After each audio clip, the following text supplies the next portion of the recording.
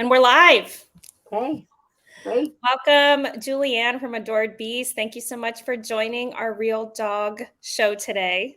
Thank you for having me. A little Absolutely. complicated getting on, but I have a new computer on top of everything else, and I don't know. It's just, we're still learning about each other. Same. I feel like that every time I get a new phone. And my partner is always like, oh, there's a new phone out. We have to keep up with technology. And I'm like, no, I don't want to. I know. It doesn't matter. I mean, I always use Chrome. Like I use Chrome for all my lectures, pretty much. Yeah. But I didn't download it on this one yet. Yeah. So I'm like, oh no, that's asking me to do Chrome, and then it's asking me to do all these things. I'm like, oh my gosh.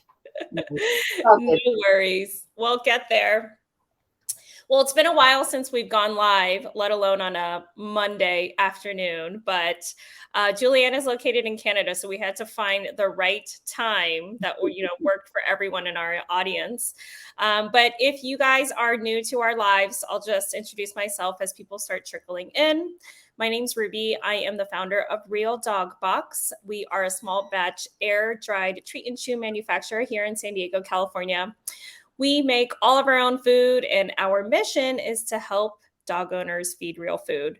So we do that through our food, through our consultations and our workshops, and some of the local events that we do.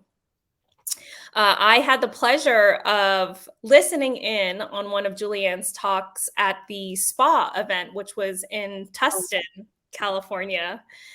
And I think I might have spoken like 30 minutes prior to we finally got connected with you. We were afraid we weren't going to be able to hear from you.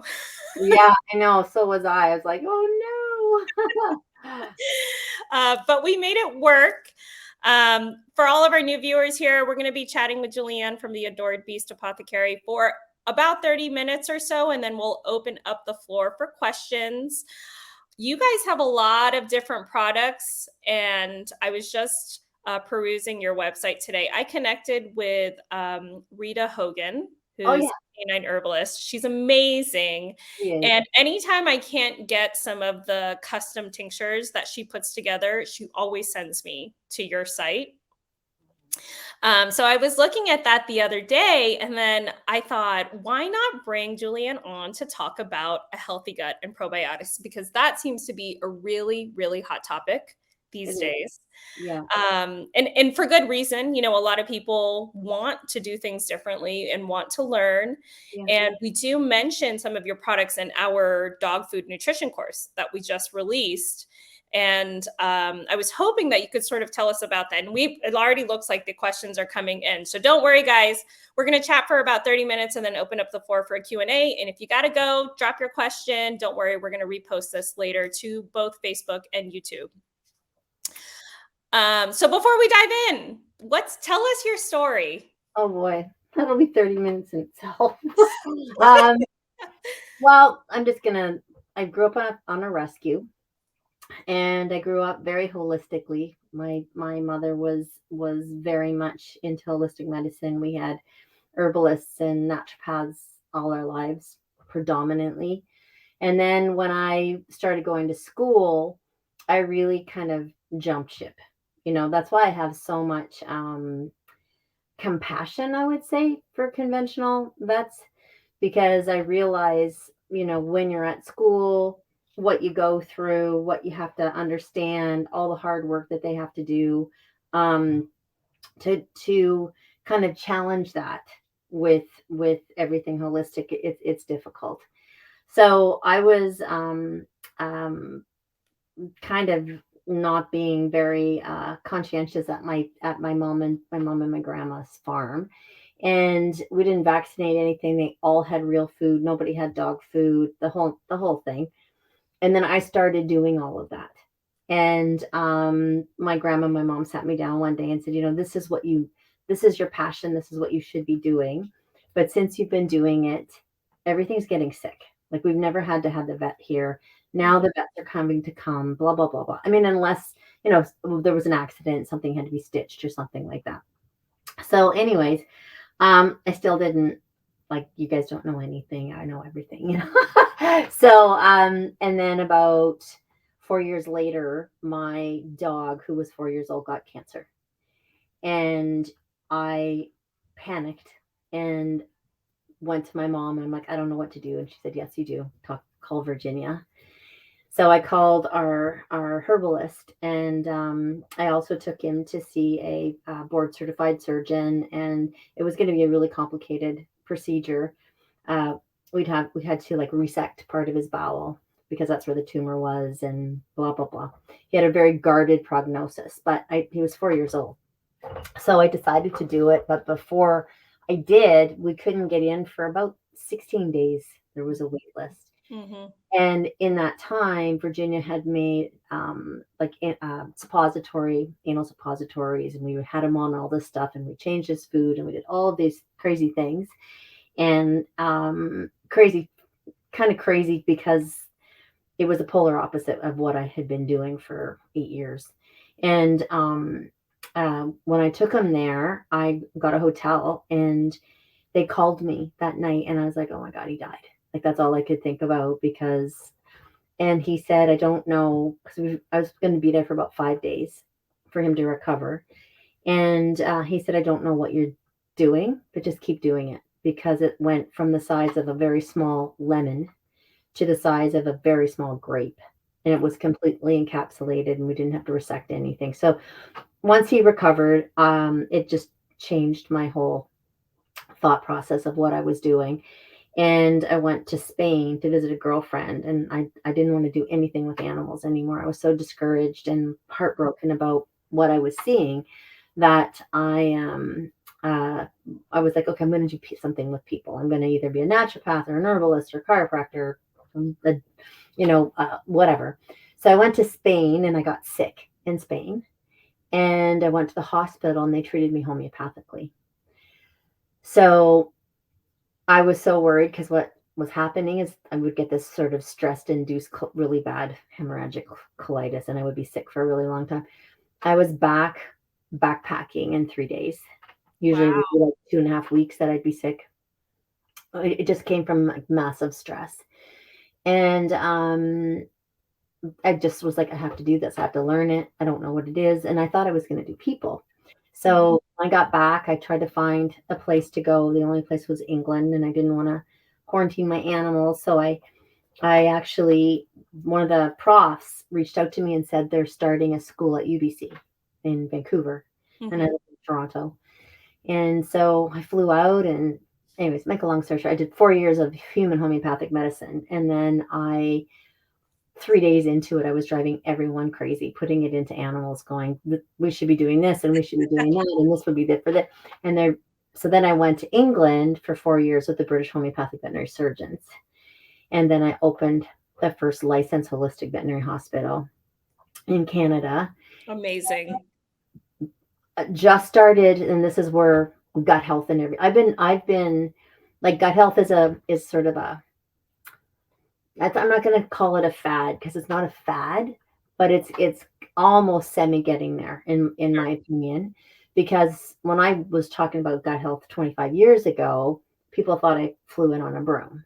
Mhm. In fact, I wrote something about probiotics in the Vancouver Sun because I had a column, and the Vet Association made me retract it in 2002, saying that I had um, no research, no proof that probiotics work with dogs and cats and horses. And yeah, they made me retract the whole thing. Wow. So, anyways, and Well, hold on, before we get into gut health, just real quick, like when you were in Spain and you got sick, what were you experiencing and what do you mean by they treated you homeopathically? Like what would have been the conventional sort of the conventional treatment would have been.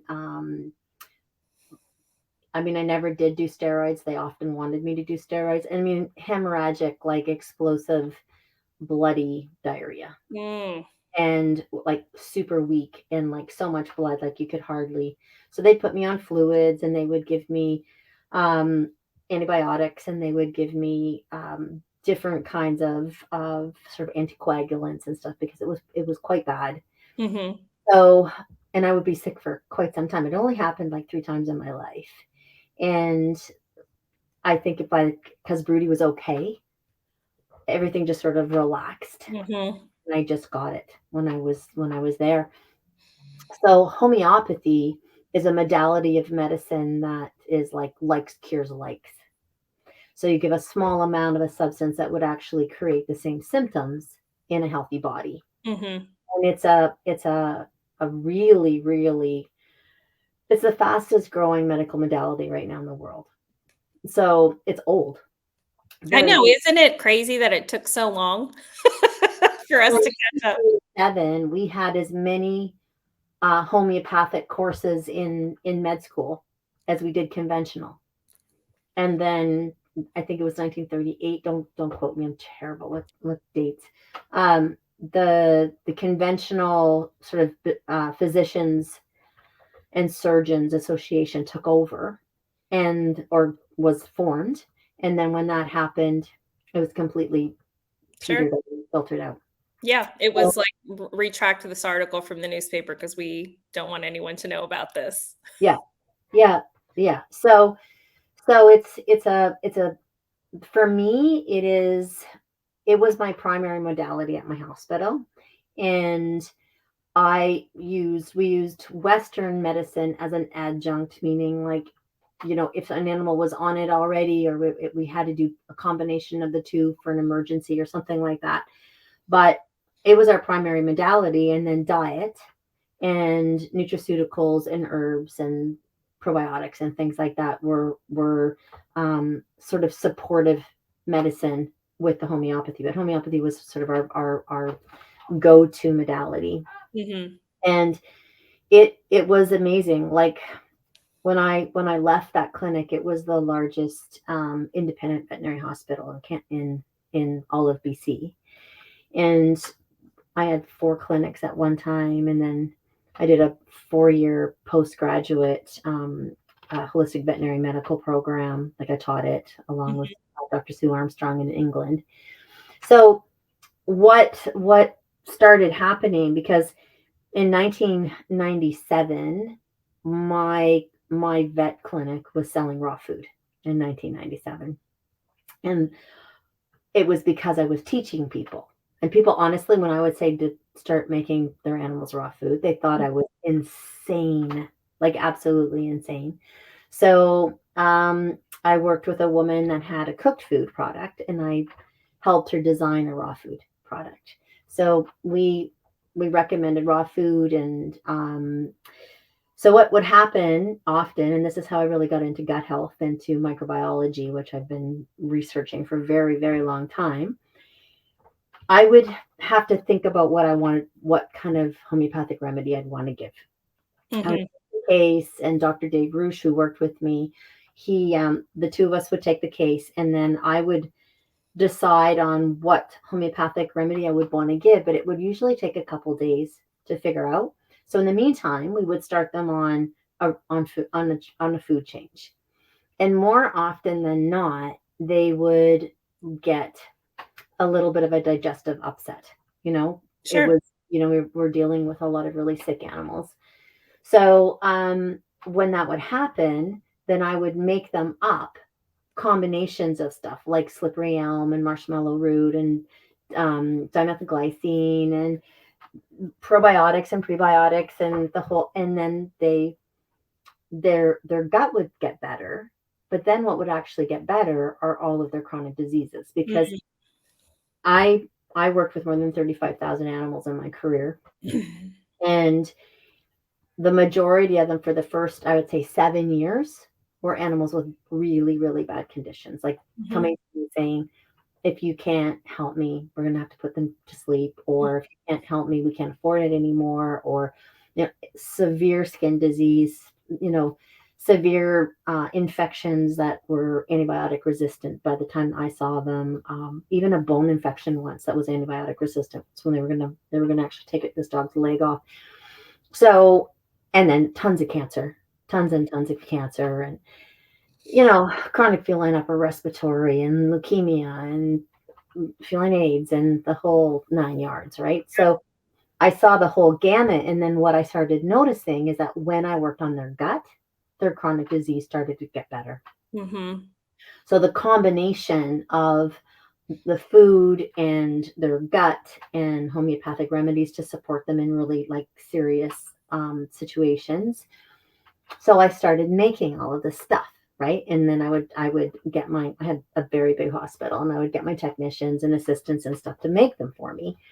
And then finally my, very, very good friend and colleague, she said to me, Julie, is there any way we can make us like some of these in really big batches? Because you're prescribing them a lot.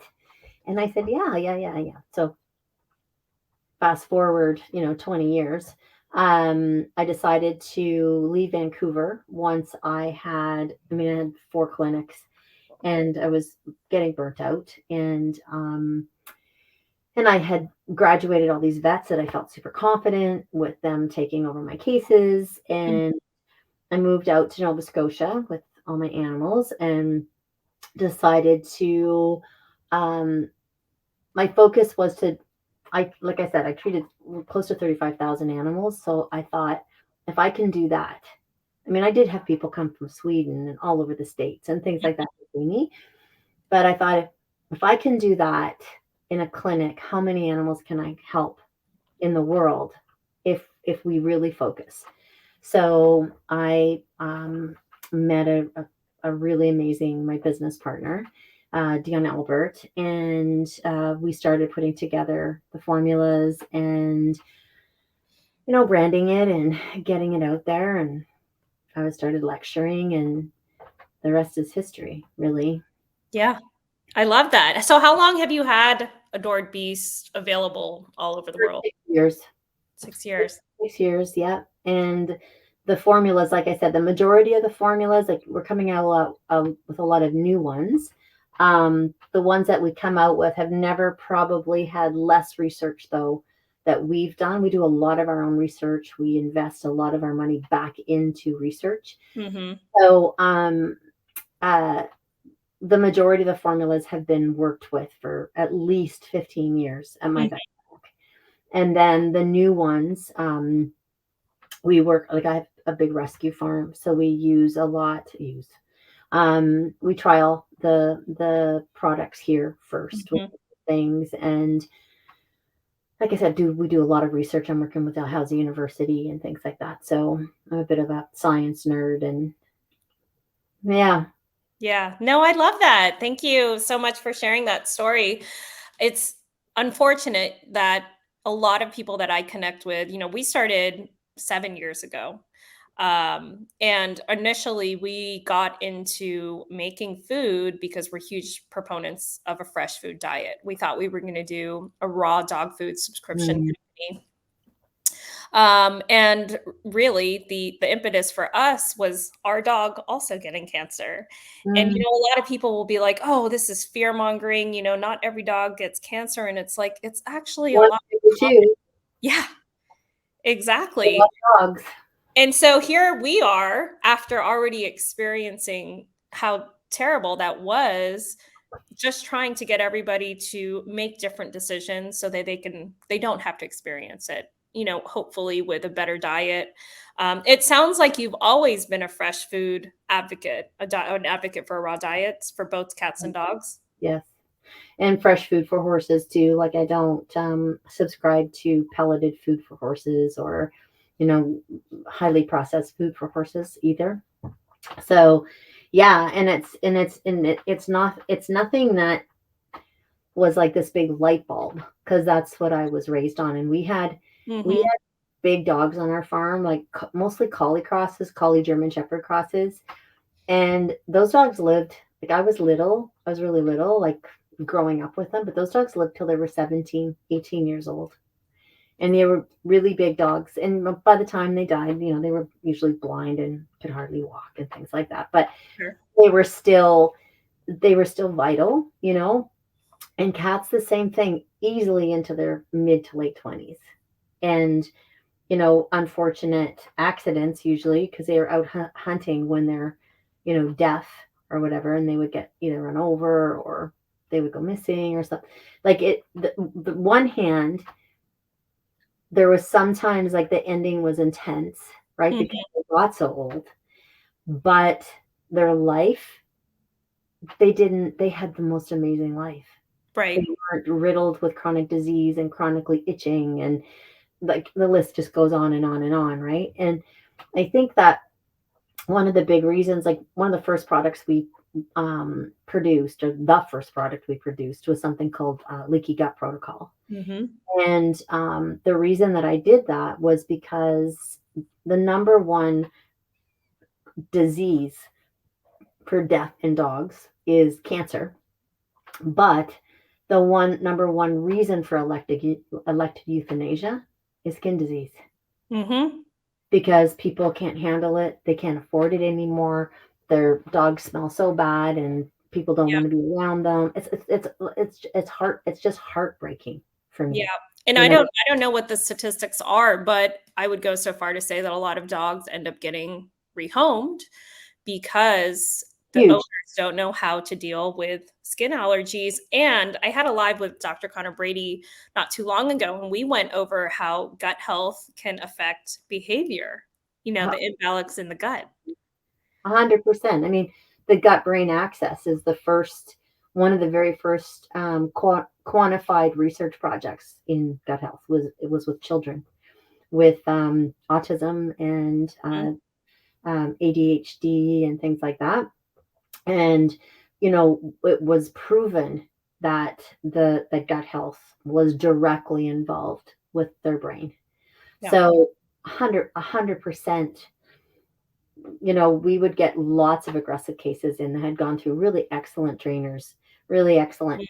And we had a huge success rate just by treating their gut, feeding them real food, and giving them homeopathy. Like it Right. was just like I honestly, I don't know.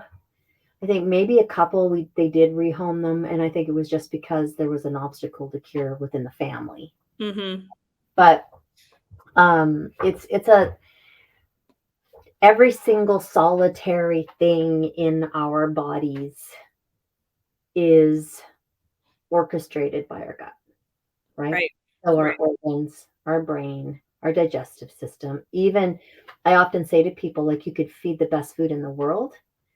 If your gut's not working, it Mhm. it's I'm not going to say it's a waste, because it's not a waste, but you're not even fractionally as effective Mhm. would be feeding the proper, making sure that the gut's healthy. Because if you feed food, that food is processed, and the postbiotic effect of that food is short chain fatty acids and vitamin productions, and essential fatty acids, like the way it's metabolized, or the whole concept of metabolizing food is from probiotics, or from gut health, but the good bacteria in the gut. Yeah. And your body's not essentially, it's not able to absorb it and utilize it as efficiently as it could. Well, so let's talk about for a minute. I know you mentioned that you got into this because you were able to treat so many thousands of animals, their chronic disorders and diseases through gut health. But I think when I told people that I was bringing you on today, one of the first questions was, well, do I only feed probiotics and prebiotics if my dog is sick? Or is this something that I should be doing regularly? Is it ever possible to have a healthy dog with a great, healthy gut? So I would go out on a limb and say that there's not very many bodies, meaning people or animals, that have healthy guts. And a lot of our animals are born with unhealthy microbiome. So they're taking, you might be feeding and doing the best thing you can, but if the mother was fed kibble and processed food, and had a lot of drugs and a lot of stress or whatever, she passes that on to the babies.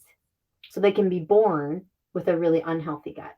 Mhm. And then they get spayed and neutered, and that's a stressful situation.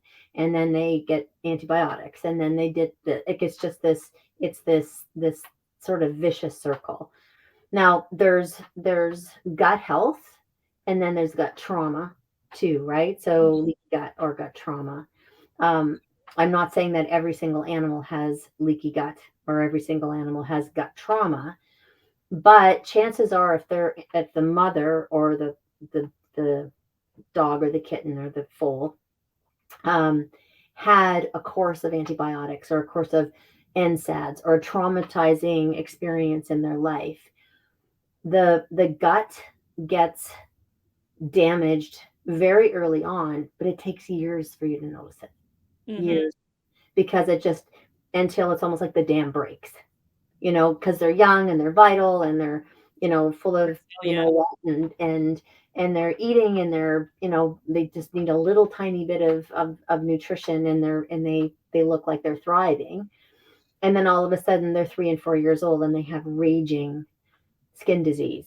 Well, Sure. those raging skin disease didn't happen overnight. It Mhm. didn't happen all of a sudden because it ate some chicken and dog food.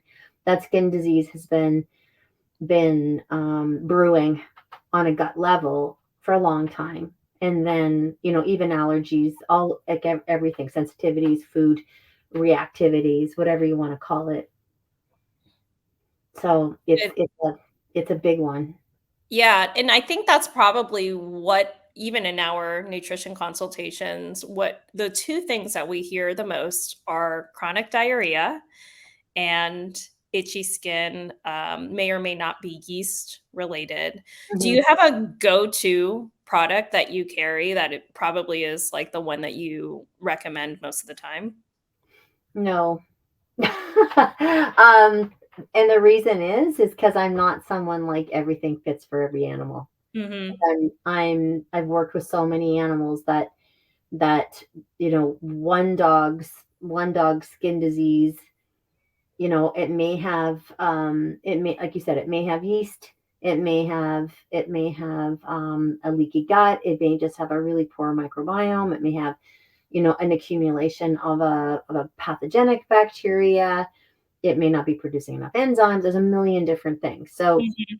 for me, and I love rotation, right? Like, I'm a big rotation person. Yes. And so I try to produce things where people can, go on the site and really narrow down what their dog has, and then find the right product or products for that. And I mean, we have a yeasty beast protocol. We have a leaky gut protocol. I remember Rodney Habib, when I went like 6 years ago, when I was working with his dog, and he was so excited because it basically takes you 2 seconds to take all this food or all these supplements and put them in their food, Right. compared to going out and buying 36 to 45 different supplements and measuring every single milligram and whatever. And I think the big Mhm. difference with our company compared to other things with the protocols is that we treat them homeopathically with it.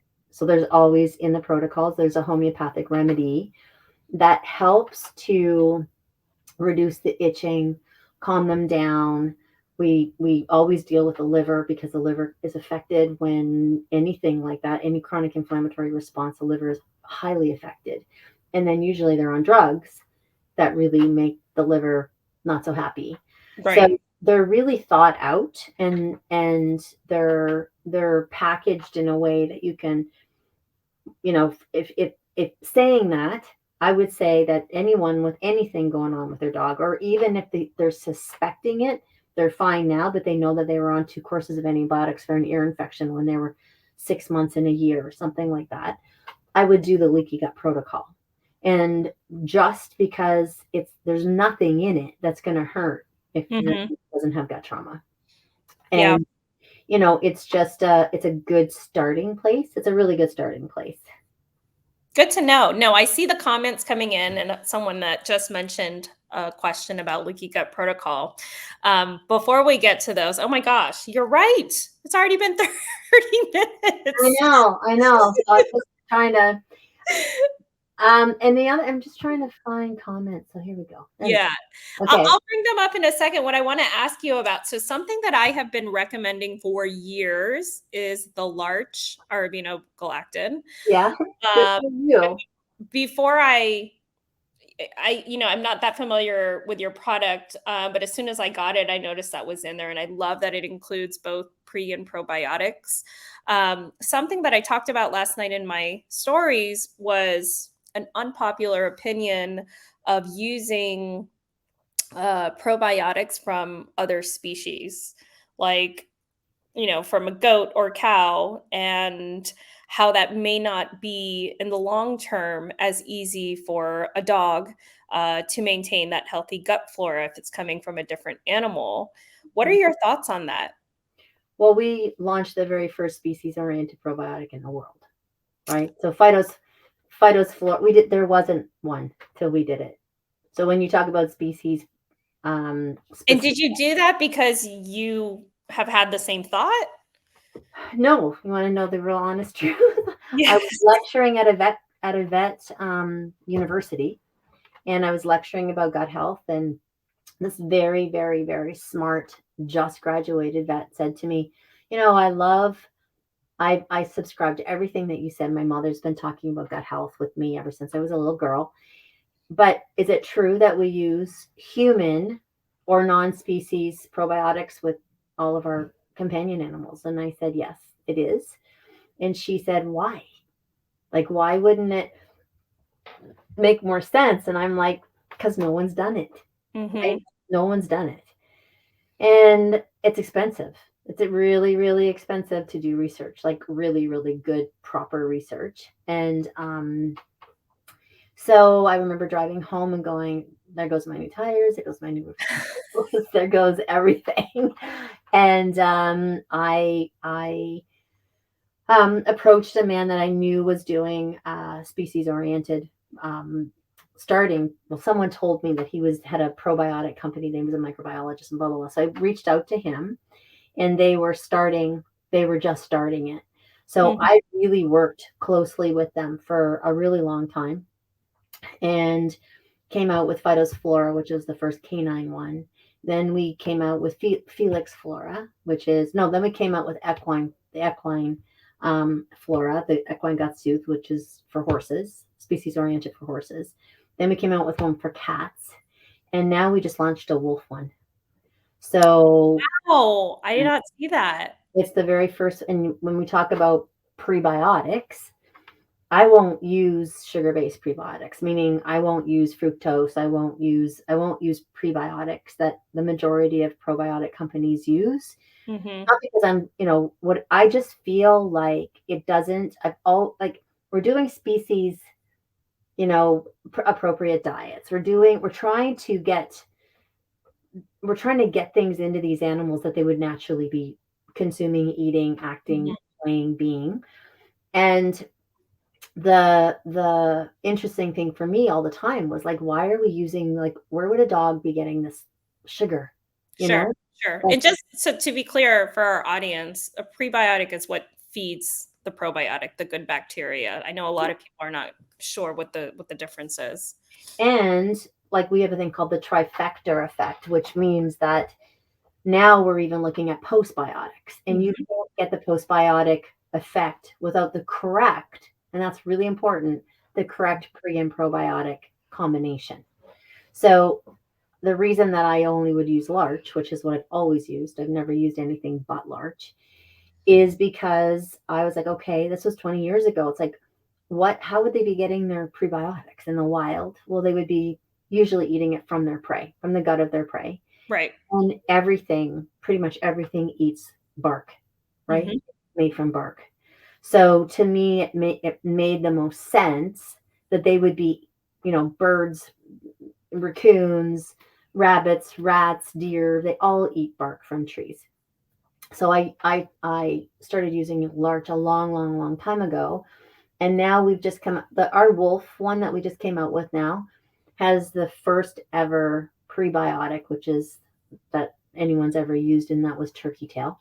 mhm. We're actually using turkey tail as a prebiotic. We did the study for a year, I guess, close to a year. The turkey tail mushroom is the prebiotic? Oh, Yeah, and okay. then we did it with the wolf strain to see how it would work, and it's really scary. So to me, like, scary good, but to me it makes perfect sense because whatever a wolf would be eating in a forest would be definitely eating mushrooms, right? Mm, sure. So we went through the research project and extracted it in a certain way, and we did all the studies, and it turned out to be an incredible prebiotic. So we're going to be using turkey tail a lot now in our as our prebiotic base, and Is that, an extract? yes, so Okay. this it's very unique. The pro and prebiotic in this is actually liquid. So it digests really fast for animals that are really sick. You know, Mhm, it doesn't have to go through the digestive process. It has the, you know, the benefits of turkey tail, even though it's a prebiotic. It doesn't have the therapeutic dose like our turkey tail tinctures do. mhm. But it still has really amazing benefits. But it's our ancestral line. So we're trying to kind of for the last 5 years, I've been going back. We have a mushroom forest, so that we grow our own medicinal mushrooms here in Nova Scotia, and just being in the forest so much, I just feel like we have to start looking backwards to try and help some of these dogs and cats Oh, going. 100%. I think we've gone just too far in the wrong direction. We have, Yeah, we yeah, subscribe to our own sort of real ancestral diet, and it includes only things that you would find naturally yeah, outside the wild. yeah, yeah. Well, it's the same sort of with us, and even my products that I have, like even the formulas that I've done before. That's why I have a very weird or unique way of combining them, because I combine things that are synergistic in nature. So the formulas have synergistic herbs in them, synergistic plants in them, um, Mhm, small amounts. I don't believe in supersizing anything, mhm.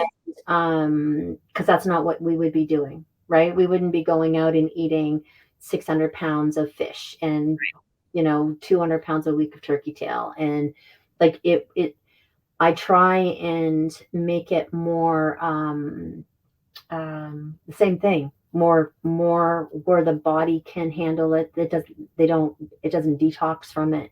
Doesn't go Right. in a state of like, oh my God, what have you just given me? You know, Mhm. it's a very gentle way of healing. So but going back to species oriented and stuff, saying that, I mean, we didn't have that at my clinic, and I treated animals for 25 years with, you know, I believe in a lot of diverse strains, though. That's the big thing with me. You will never see us having a very small, like 14 strains, 16 strains, all different kinds of things. And what we're doing with the company now is we're going to have so many different strains that you Mhm. rotate through them. So your ecosystem in your animal's gut will become very diverse and Sure. really rich, right? And that's what we're trying to do. We're trying to educate the gut by putting as many different possible strains of bacteria in there as we can.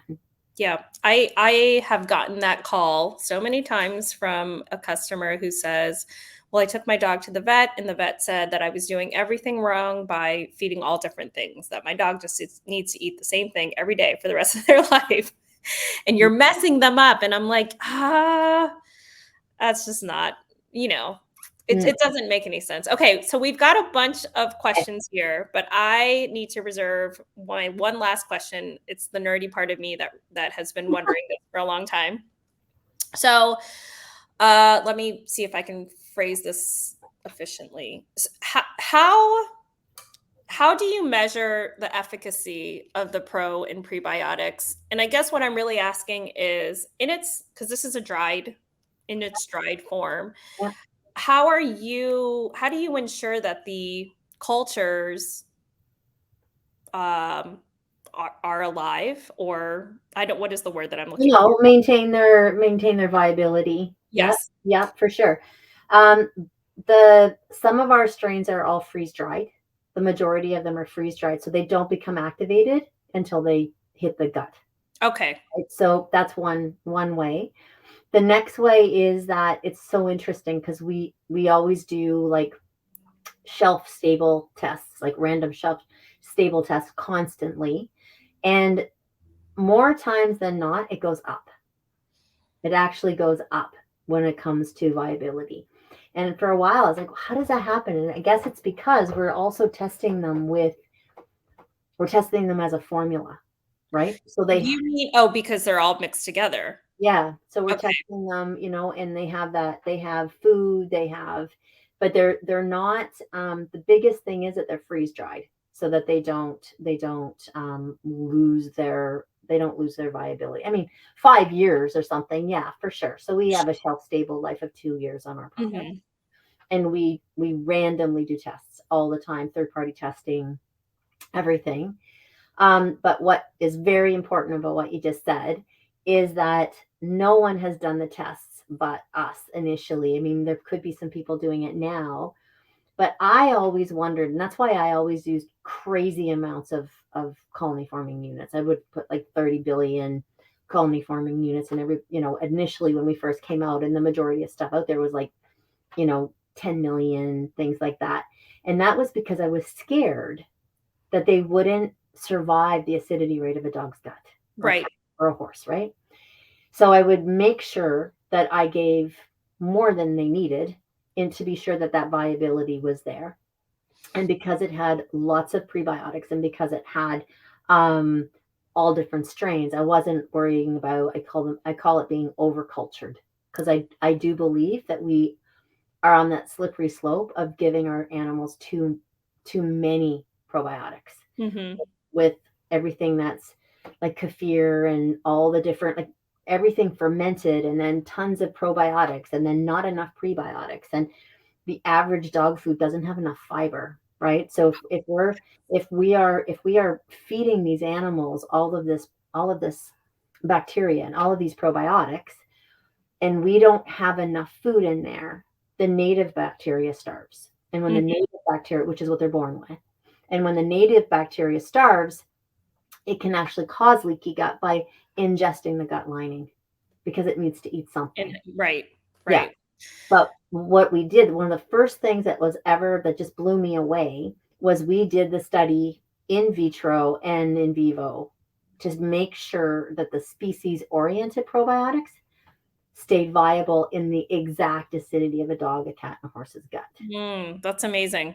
Yeah, and it did. So, and the majority of them have been tested for 5 years before they even went on the market.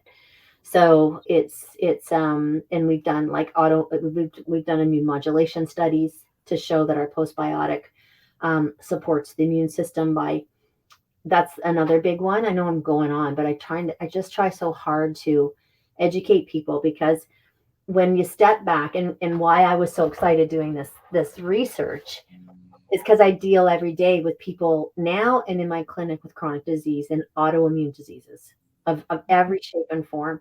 And every second animal is being given immune suppressive drugs, right? Which are really hard on them. And then Yep. the secondary infection, and the list goes on and on. So when I saw the ability of these probiotics to be able to modulate the immune system, which means that if it goes up, it brings it down. If it goes down, it brings it up. Larch does that too. Larch has that ability to do that too. Mhm. That is so important for people to look for with animals and people too. Like anything that will help with chronic inflammation, which the wolf and Phytophthora and Fugospora does. But I think it does because it's doing everything else. Like it's the amount of short chain fatty acids, the amount of immune modulation. It's almost like I always say, oh my gosh, it's like they meet each other and go, where have you been? Right. This is, and there is a fingerprint to probiotics. So when with the wolf one, that was what made me very excited, was because a wolf's gut hasn't gone through what our dogs that have evolved have. With the processed foods. You know, the stress that, I mean, they have a different kind of stress, but the just nothing, right? They don't get vaccinated, they don't get flea and tick medication, they don't go on NSAIDs, they don't get, and what's really cool is the average wolf, and you know how big wolves are, right? Like some wolves Mhm. be up to 200 pounds. The Yep. average wolf is living until they're 15 years old. So something is missing. Something's Right. really missing that we're doing wrong.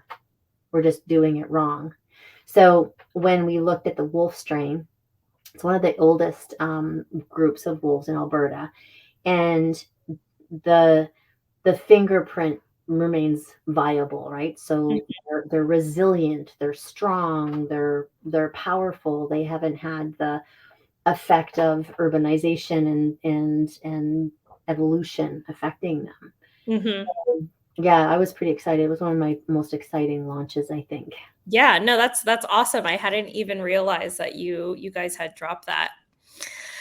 Oh, so exciting. Okay, well, I Did promise you that guys answer your I am question? going to get to your questions. That answers your question, right? What's that? That answers your question about Yes, viability? no, Okay. it did answer my question. I'm doing this whole series on gut health, and I've got my 2 tests right here. This is the, um, IPL, Innovative Pet Lab. Oh, Has yeah. Yeah. Evidence gut test, and I also have the Doggy Biome one. Yep. Holly, Dr. You Holly can Dan. see that, That's Doggy Biome. awesome. Yeah. And I'm splitting my dog's stool sample, and I have in the past tested his gut. He is 100% raw fed. He is our chief tasting officer at Real Dog Box, so he gets probably the most variety of proteins, more than the average dog. Yeah. And he also very frequently gets whole prey and like lamb's head with the fur. And the reason I mention that is because every time I've sent out sort of different gut analysis and hair analysis, I always get that comment like, what are you feeding for fiber? And for me, the ideal choice is fur. That's what he's going to eat naturally. And because he eats whole prey, all that stomach contents of the prey that he's consuming. Yeah. People are always surprised by that. And that's why I have these tests out because I'm like, oh, this goes perfectly with my talk with Julianne. Yeah, it's awesome. We could talk about gut health forever. Like I did a long research on a research with the oldest living people, right? And when we really think about it, our as much as even as hard as we try, our diets and our animals' diets are so limited compared to what they were. Right. I think this oldest living tribe ate an average of 300 different species within a week Wow. of plants, Yeah, different I kinds. know. And we think that convenience is the key to longevity, but it's not. No, it isn't. Okay, we've got some time left, so let's run through these questions, and I think most of them are for you and Okay. some of your products. So Luna says, "What should I start first for itchy paws and butt?" I would still go with the leaky gut protocol, and then we have a thing called for animals that are really sick. The rest, I think it's called a rescue, something like that. It's on our website. It's not called rescue. I don't know if Stephanie's there. She could put it in the chat, but it's a combination of going through the leaky gut protocol for just 2 weeks, and then going on the phytophthora, which is the species oriented, and Mhm. then going on the Eastie Beast for 2 weeks, and then going on the wolf strain, and then going back to the leaky gut. So what you're doing is you're working on the gut, and then you're sort of giving it a break, and you're adding different species of probiotics in, and different kinds of antioxidants, things like that. Our one product has fulvic and humic acid in it, so it really helps for the detoxification process that happens when a gut's not healthy. So I would start with the leaky gut protocol and see where you're at. And if it doesn't make as big a difference as you would like, then I would switch then when that's done to Phytophthora. We have an amazing, I always have to, you know, sing their praise. We have the most amazing customer service team that can answer so many of these questions. It's unbelievable. They're really Yeah. great. And it's I say the same about my team, and it's difficult to answer some of these questions that are very general. Um, and just sort of to add on to what you said is whenever people are asking about, an upset stomach or itchy paws and butt, I'm always like, you got to find out the cause. So I don't know what, Luna's fed, but if you keep feeding these inflammatory foods, you're just going to keep seeing those same clinical signs reappearing over and over again. Yeah, and I think that it's all a process, right? So it's not just this or just that. It's a process of um elimination in their diet, like you said, like try to go on. It says we have so much information inside our protocol boxes too, and we tell people, what protein haven't hasn't your dog ever had, right? Hmm. So let's try and do something like that, just to give it a break Yep. from that extreme inflammation. So Ashley says, I'm a retailer in Central Oregon, and Adored Beast products have helped us help so many animals. Just ordered my first real dog box. Awesome. Ah, What would be the best products to use with my German Shepherd who has pannus, which mm. that's a joint, inflammatory joint? No, pannus is an autoimmune disease that affects. Ah, Well, it can affect their joints, but it can also affect their mucous membranes around their nose and their lip. So, but it is the same. It's an autoimmune disease for sure. and so he's on a whole food raw diet with veggies, mushrooms, and fermented foods. Okay. So for that, when I see that, I would, immediately say medicinal mushrooms. We have something called phytoplankton. So phytosynergy. It's got the highest amount of superoxide dismutase known to man. And then I would be using something like Phytosflora, go through a bottle of that, then switch on to the wolf strain, then go back onto maybe Phytosflora, and then see how they are. But you want to make sure.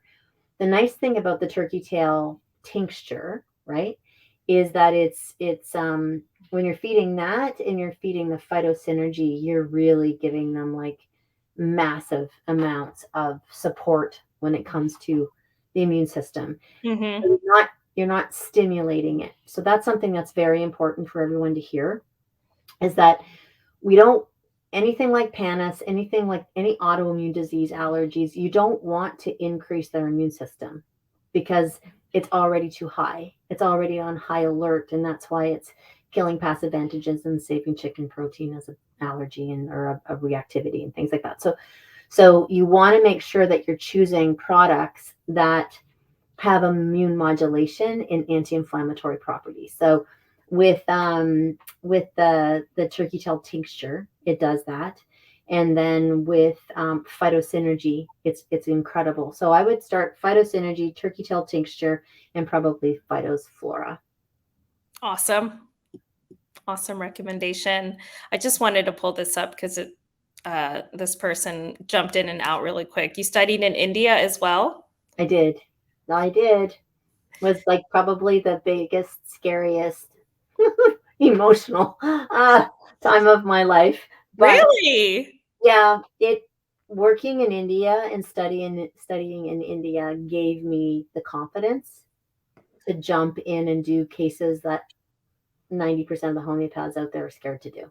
Were And there were you working with animals already at that we did time? it with people, With people. and then we went to an elephant rescue. But the people that we were working on, I'm not kidding, they were so sick, so Mm, sick, and we saw hundreds of people a day, hundreds. And here I am trying to be a homeopath, and I'm like, oh my gosh, this person needs intravenous antibiotics. Like I was just like, no. And then they would come back the next day, and I would be blown away, like blown away.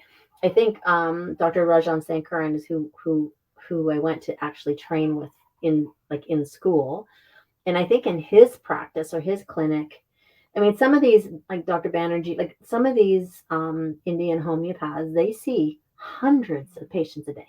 Hundreds. mhm. So they're dealing with things they're dealing with polio and gangrene and and like you think of skin disease as like nothing compared to what they're doing. So it was scary, but it gave me the confidence that when I started my clinic, I'm like, this is nothing compared to what I saw, you Yeah. know? Yeah. Uh, So quick story. So I'm half Indian, half Filipino, but I was born in LA. So I lived my entire life in the US. And my first trip abroad was to India with my parents, and I cannot describe to you the culture shock for me. As a teenager, I think I was 14. Very, very scary. And fun at the same time, but for years and years and years and years, my dad had these stomach issues, and most recently, he cut out chicken and coffee. Those just tended to be the things that bothered him most. But what he's always told me is to finish every meal with a spoonful of yogurt. And I remember I used to ask him why, and he never had a reason. He was like, "That's just what we do in India. now We there's just yogurt in everything. in everything." Like in food, in smoothies, in it's in everything even. Yeah. And Mhm. I do think that it's a poor country, and there's many other reasons why the people suffer from health issues. Yeah, I think without having yogurt as a staple in the diet, it would be so much worse. yeah. And without homeopathy, because I think homeopathy is like practiced really routinely over there, you know? Yeah. Okay, this is a good one. This is Ashley again. What would you recommend people to do to support a young animal that seems to have a healthy gut but want to offer extra support? Yeah. So again, I would be adding species like really species specific probiotics that we know he wouldn't have, like he wouldn't have the wolf one. So I would say I would do the wolf strain with the turkey tail, and just really good food, right? Like trying to get a really healthy diet. Yeah, that was one of the questions I think we also got from Instagram. As this gentleman is bringing home an 8-week-old puppy, and the question was like, can the dog come to me with an unhealthy gut? Which I think you pretty much addressed in the beginning, which is like it just depends. What about his parents? Yeah, What were yeah, they eating? What kind of gut did they have? yeah. And also, what kind of breed is it? Because one of the number one ways they get the most of their beneficial bacteria in their gut is by vaginal births. And if they're Frenchies or they're bulldogs or they're coming out through a C-section, there's a high chance that their gut microbiome is compromised. Yeah, they're entering the world with a disadvantage. Yeah, they are. Wow, I hadn't thought about that. But I do, and now that I do, we do tend to see a lot of those issues in those breeds. Those breeds, yeah. Wow. Aubrey bought the leaky gut protocol, but the digestive enzyme has pork in it, and my dog's Nutri-Scan shows that he's sensitive to pork. Okay. So she can return just the digestive enzyme. She can do that. I mean, it's not the end of the world. So, and the way it's processed or the way it's extracted, we have a lot of dogs that are allergic to pork that can actually do it. It's almost like it's synthesized, but it really isn't, because I wouldn't use it if it was. But if she's worried at all, Aubrey, if you're worried at all, just get get in touch with customer service and tell them that you were on a call with me, and that you'd like to return the leaky or the uh, healthy gut, and either replace it maybe with Phytos Flora, or just get your money back for the enzyme. I have to ask, you mentioned just a bit ago, why certain tests were coming up as an intolerance to chicken. Have you seen in your time, especially with Nutriscan, I know there's a few other ones out there, Yeah. that the intolerances are not true intolerances for many of the proteins that are mentioned. I have seen that. And Yeah. so and there's not typically a reaction from using your product even if that intolerance shows up? Yeah, I mean, we have nothing with chicken in it, but when I did a digestive enzyme, I really felt like it had to have um, an animal enzyme in it, and Mhm. it had to have a plant enzyme in it. Like it had to have the combination of the two. Again, if they're eating something that's whole prey and they're getting their digestive enzymes through that, it's an animal enzyme. It's not just a plant enzyme. Right. No, so it's kind of like you run the risk of not being able to be exactly what every single animal out there might be allergic to or Sure. sensitive to or whatever. But if the ant if the one that bought the leaky gut protocol, if that animal is really really suffering from like skin issues, let's say, just let's use skin issues, I wouldn't risk it, and I would just call customer service. They're amazing. They'll figure it out for her. That's awesome. I think this is a similar question. I actually meant to bring this up earlier with the last question, which is if the panel comes back that she's intolerant to mushrooms, would that include mushroom tinctures? Well, that's a interesting one because there are a billion mushrooms. Mhm. Which mushroom intolerance is it? Like, is it, culinary mushrooms? Culinary mushrooms are quite different than medicinal mushrooms. I've always find that interesting because how many dogs eat mushrooms, Right. right? Like at my clinic, I used to see like very interesting things like before we would buy camel. Like, I mean, I know we can get camel now, but Mhm. in 1997, you couldn't get camel. So, and coming back with these allergies that or reactivities that are, I always say try and stay away from them.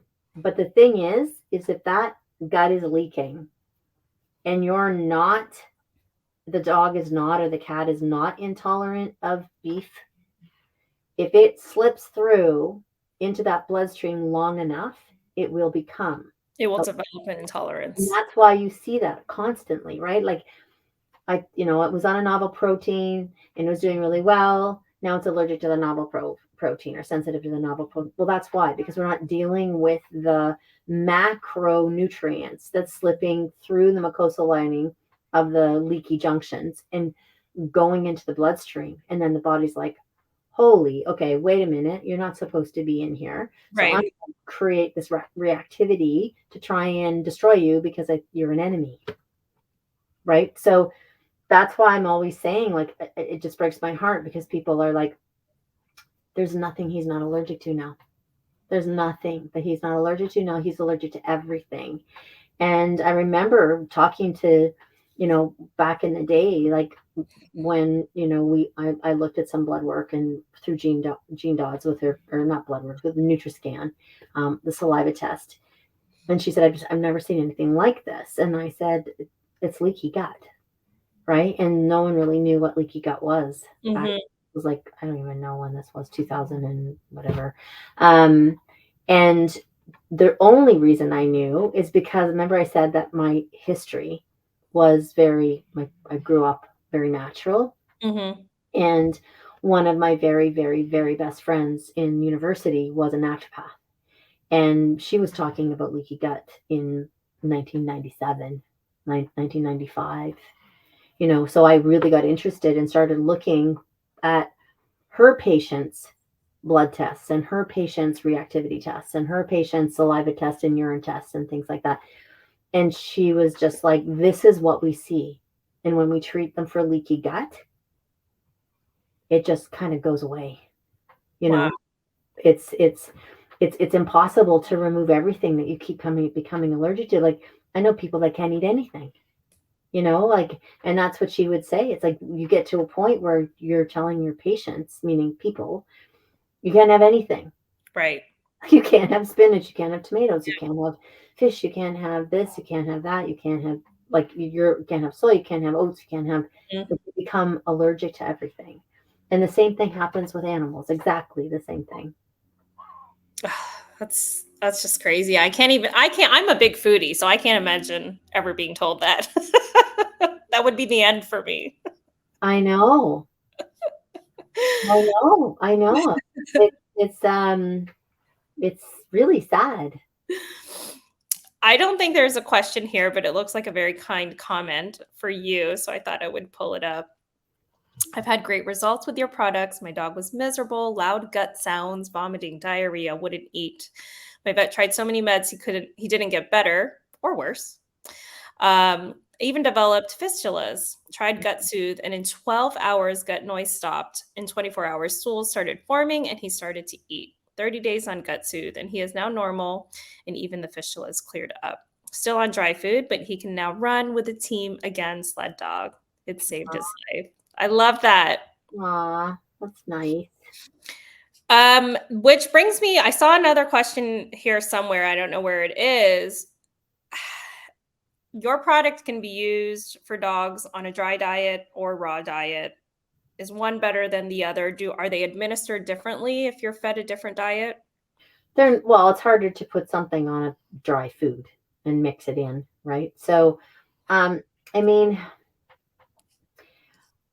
I remember, I think when we first started talking and we were talking about like fear mongering and things like that. And Mm, I try really hard not to be in that place with people because it doesn't help. There's too much fear already in the world. But what I say, if people, it depends on why they're doing dry, right? So if they're doing dry out of like convenience or because their vets have told them that they have to be on dry or because of, philosophy and not because of money, you know, then I basically tell people that they're kind of like selling themselves out. mhm. As when you look at I don't know about in the US, but the Canadian Food Guide is like 25 years behind the times. But they're telling people, Which means we're 50 years behind. okay, so we're shopping on the outside of the Right. aisles when you go to the shopping thing. Don't only once a week or once a month or once every 2 weeks do you go down the center aisles and buy the processed food. Stay on the outside the aisles. Um, like the concept of processed food, it boggles my mind that people don't understand that it's dead food. Like it doesn't matter what's in it. It's basically dead food. So there's two ways of looking at it. If people are, if it's just a convenience thing, raw food can be very convenient. You just need to go and work with someone that can help you make it more convenient. Like I had tons of soccer moms and tons of soccer dads and people that didn't like had 5-minute windows to get their own kids fed and have a shower, let alone make their dog food. So Mhm. things like that. And if you have to feed dry because you can't afford it or whatever, it's like I'm a big scrap person, right? Like table scraps, so long as they're good, right? So veggies, pieces of meat that have been cooked and cut off that someone didn't eat on their plate, cutting them off and putting it in a Tupperware bowl, and then even taking a handful, and then bone broth. Like it's really inexpensive. Go and make your own bone broth, and Mhm. then pour the bone broth on top of the food so that helps with the digestive process so the body doesn't have to digest it as much. There's so much you can do, and that's where digestive enzymes come in. And it's one of the reasons I made Healthy Gut because it also has pre and probiotics in it. So it's a less expensive sort of way of making sure that you get everything. So, you know, having dry food almost pre-digested before they eat it is definitely going to help with its bioavailability and in nutrition. Sure. So I think it really depends on if anyone that can't afford it. I feel like the stress of feeling like your dog's going to get cancer. That stress like comes out onto your dog. And I've seen people rehome their dogs because they feel like they can't afford Right. what's best for them. And it's the worst thing in the world because the dogs and the people are bonded and they adore each other. And it's like, no, then just do your best. Yeah. Go to the grocery store, buy vegetables that are like 50% off because you have to use them that day and cook them, right? Mhm. And freeze them. and then defrost them and put them in their food. And like I said, buy big bones and make bone broth. And Yeah. there's ways of mediating that, and finding the balance of what you can do, financially and with time constraints and stuff. Yeah. The biggest thing Agreed. for me, you just have to love your dog and try not to, your dog or your cat, and try really hard not to load them up with drugs, because Yeah. that's a big thing. Like, ideally, gut health, raw food diets, medicinal mushrooms, like that's the way to go. We know Mhm. that. But if it's not possible, the next way to go is time.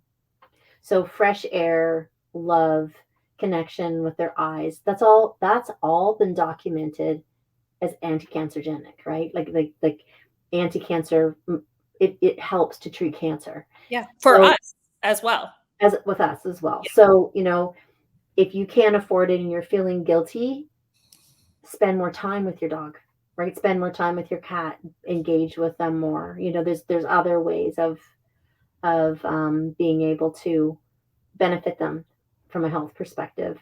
Yeah. No, absolutely. I'm with you.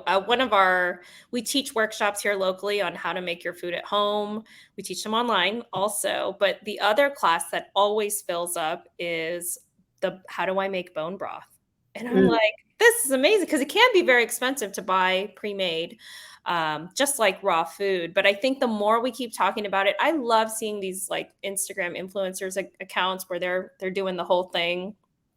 My bowl never looks as pretty as theirs, ever.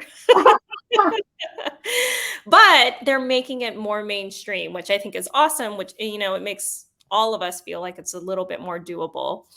Yeah. Okay, we've got a couple minutes left. We're a little over time. Someone sent this in from Instagram about the liver tonic. Yeah. Is it beneficial to dogs, or is there a specific issue like, if they've Yeah. just, It's beneficial to all dogs. So when you really go into Chinese medicine, or you really just look at sort of natural healing, the two main times of the year are sort of spring and fall, where either we're getting leaf mold in the fall, and the body's trying to, readjust to the times and climates and stuff, or the spring we're dealing with lots of, pollens and things like that. Mhm. So it never hurts to do a course of liver tonic in the spring and a course of liver tonic in the fall. And it supports the pancreas, it supports the kidneys, it supports the liver and the gallbladder. So it's not just liver, it's the actual system, Yeah. the detoxifying system. I love that. That's also something that we recommend when we see dogs coming off of, a stint of antibiotics that maybe Oh, anything like wasn't necessary. But I love that you mentioned rotational feeding as well as administering some of your products. I learned a new term a few months ago, pulse dosing. oh yeah, pulsing. And it just makes so much sense after you think about it. The spring and the fall, there's reasons why we feel like, oh, I haven't done this in a while. I should probably do my own detox or feed this. Yeah, absolutely. And I'm trying to make it as simple for people as possible. So if they're like, well, what should I use? What should I use? What do I do? I'm just like, buy a jar, buy a different jar, buy something that you think is cool, buy another one, and then we like just switch them around, because I've Yep. really formulated them for systems of the body and overall health. So you're not gonna do anything negative by buying the wrong product. And we guarantee every one of our products 100%. So if there's ever a problem, people can just return them. Yeah.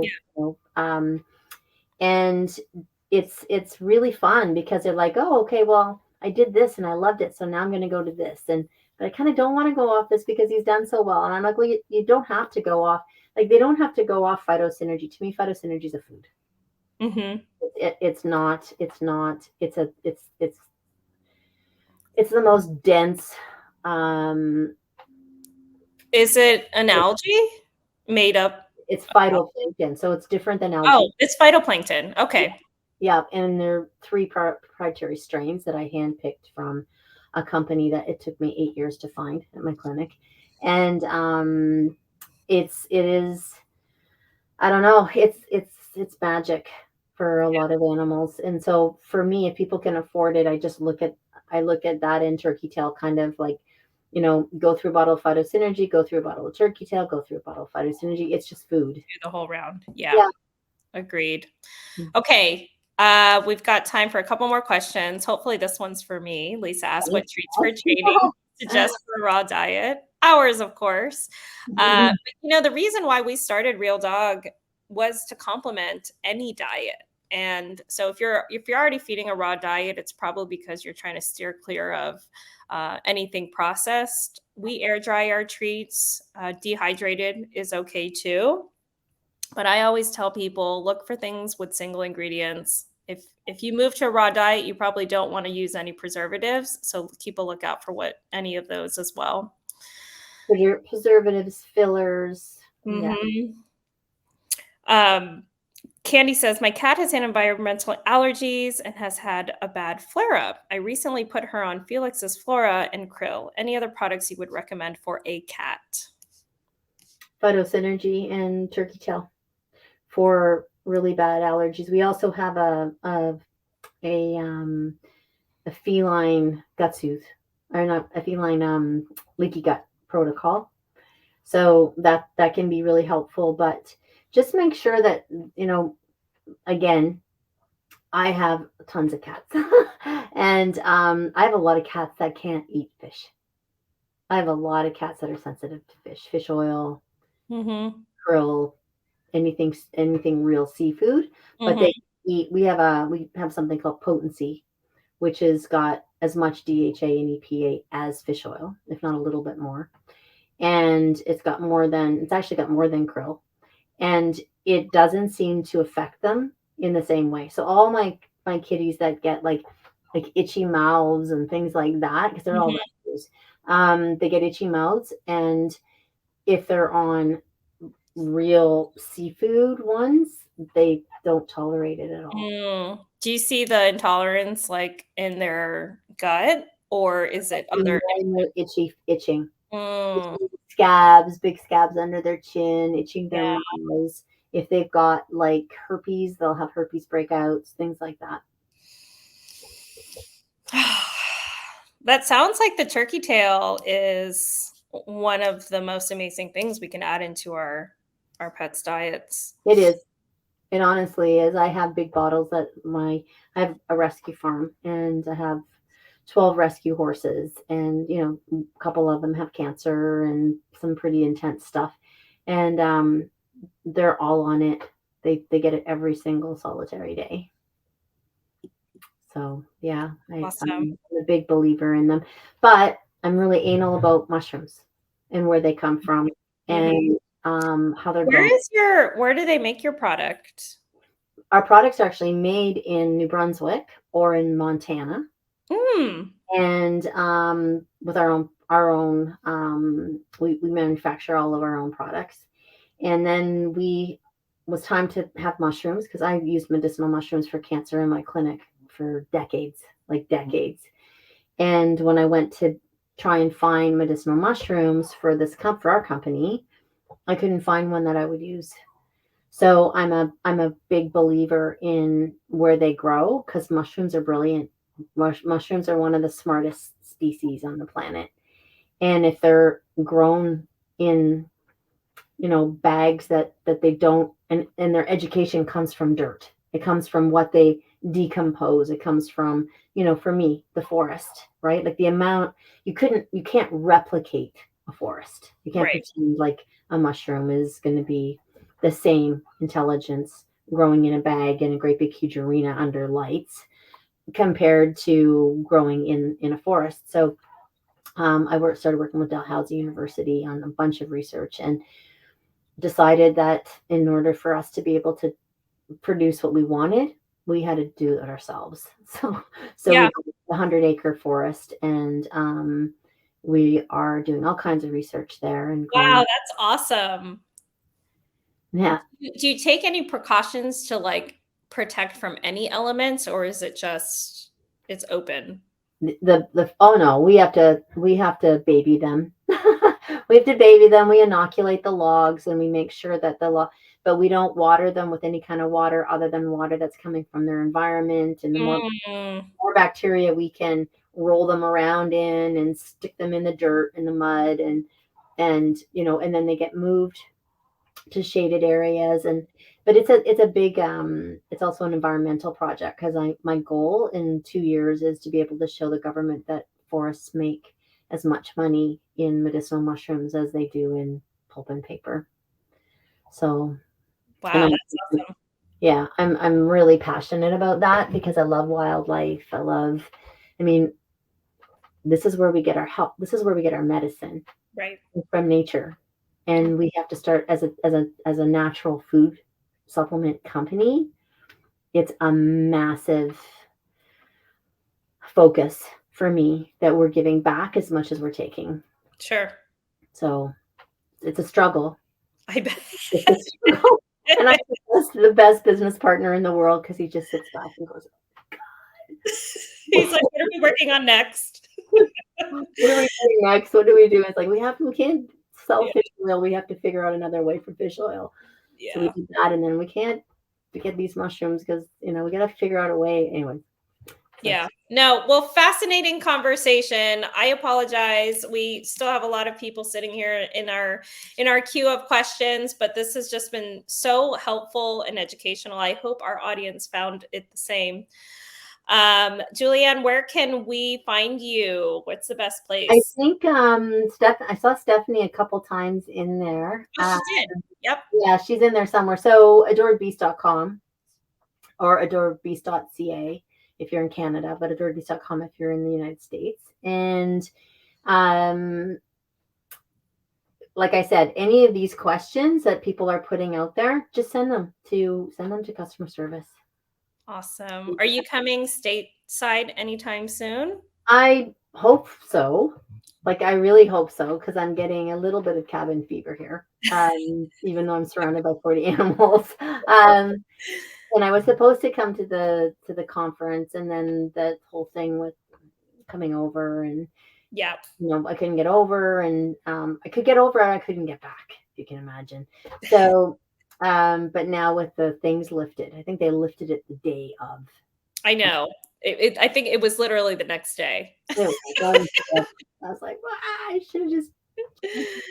But so yes, I am definitely think Billy Hokeman and I are talking about doing some stuff, um and I have a lot of other people talking to me about, like, different. Definitely going to do that one live next year.